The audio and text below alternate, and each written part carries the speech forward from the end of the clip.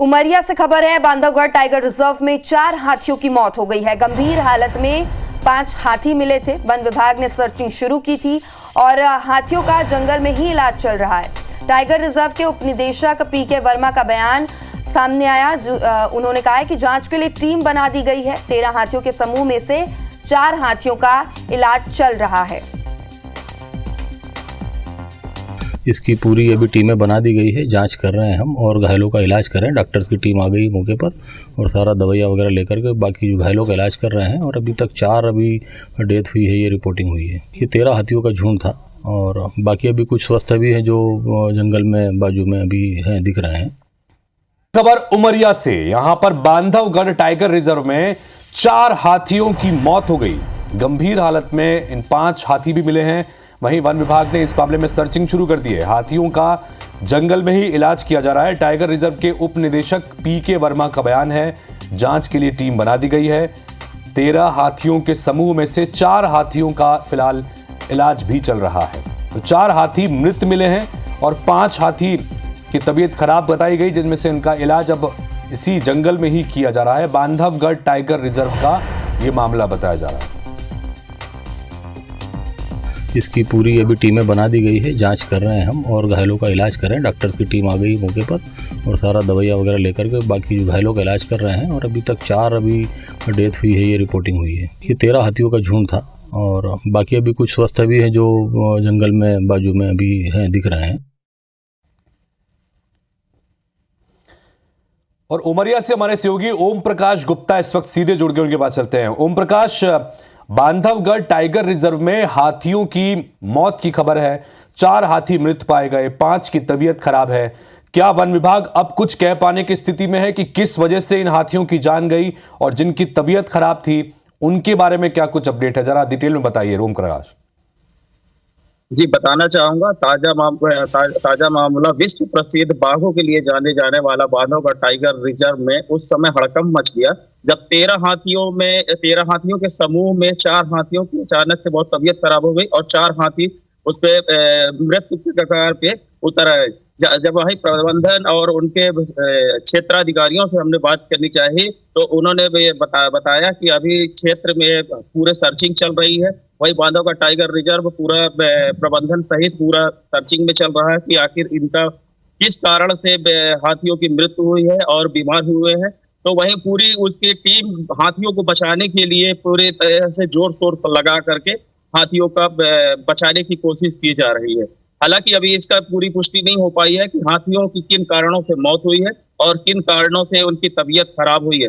लेकिन जानकारी वही दूसरी ओर ये भी निकल के आ रही है कि खलखनिया खेतौली परिक्षेत्र के खलखनिया गांव में ये पूरे हाथी घूम रहे थे। 13 हाथियों का जो समूह था वो पूरा घूम रहे थे। तो वही कोदो को खेती होती है तो वो कोदो खाने से इनका पेट फूला और कहीं ना कहीं गंभीर स्थिति में ये हाथी पहुंचे। ओम प्रकाश, चूंकि बांधवगढ़ टाइगर रिजर्व का एरिया है, सुरक्षित इलाका है, लेकिन कई बार देखा है कि शिकार के मकसद से भी हाथियों की हत्या होती है। ऐसा कोई एंगल तो अब तक सामने नहीं आया है? जी, बताना चाहूंगा अभी तक बांधवगढ़ टाइगर रिजर्व में ये तस्करी का मामला भी पहले सामने आया था, लेकिन अभी इस बार जो 13 हाथियों का झुंड समूह घूम रहा था इसमें अभी किस कारणों से बीमार हुई और ऐसा कोई अभी मामला सामने निकल आया है।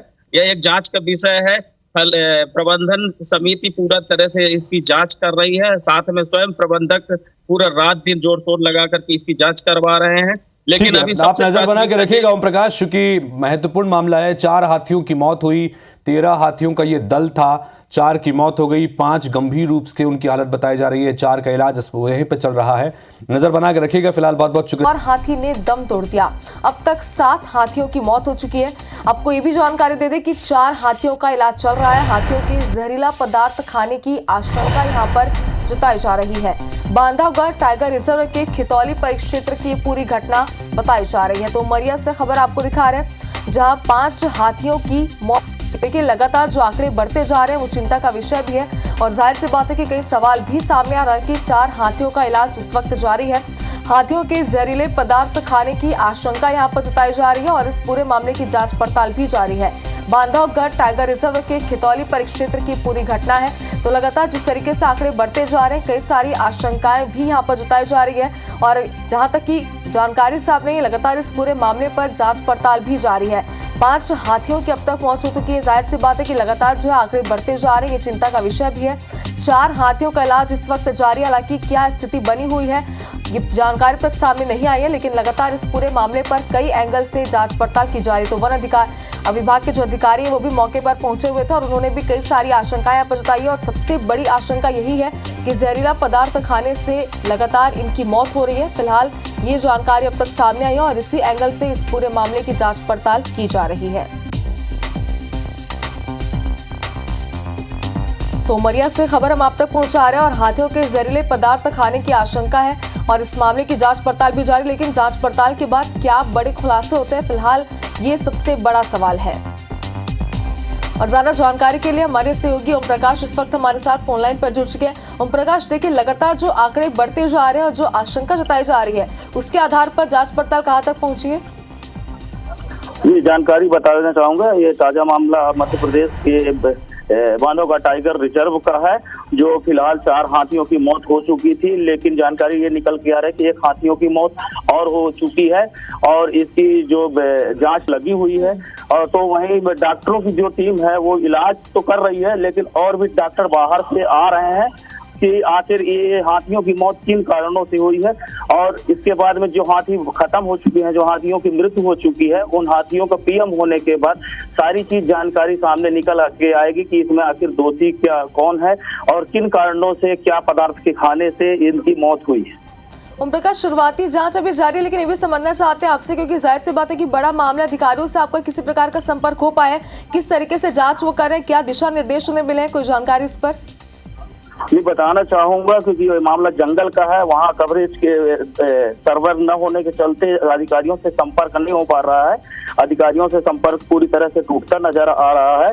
ये फिलहाल जो हाथियों की मौत हो चुकी है उनका जब पीएम होगा, देर से पीएम होगा, पीएम होने के बाद ही सारी चीज जानकारी निकल के आएगी कि क्या कुछ कारण है। ओम प्रकाश, ये भी समझना चाहते हैं आपसे कि आसपास के जो ग्रामीण है, जो स्थानीय लोग हैं, उनका इस पूरे मामले पर क्या कहना है, किस तरीके की आशंका जता रहे हैं वो? नहीं, बताना चाहूंगा कि वहां से क्योंकि मामला जंगल का है, कि वन परिक्षेत्र का, वहाँ वन्य प्राणियां काफी ज्यादा रहते हैं और ये बीच जंगल के चलते वहां पे किसी भी प्रकार के क्षेत्र में ये किसी को जाने की अनुमति नहीं है। यहाँ तक कि पत्रकारों को भी जाने की वहाँ पे अनुमति नहीं है। वहाँ सिर्फ आला अधिकारी और प्रबंधन अधिकारी ही वहाँ पे जा सकते हैं और उनको ले जाया गया है। जी चलिए ओम प्रकाश, तो आपने कहा कि शुरुआती जांच अभी जारी, आगे क्या बड़े खुलासे इस पूरे मामले पर होते हैं और क्या तथ्य निकलकर सामने आते से लेकर अपडेट आपसे लेंगे। बहुत शुक्रिया तमाम जानकारी के लिए।